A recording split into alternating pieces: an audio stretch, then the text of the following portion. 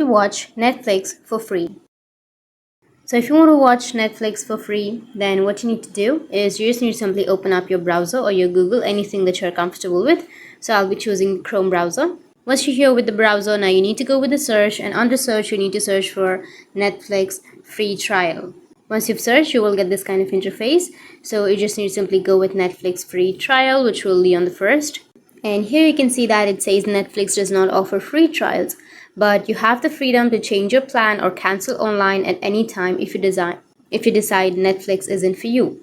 So what you need to do is simply go for a new tab, and on the new tab you need to search for T-Mobile free Netflix. Go with the first, which is T-Mobile.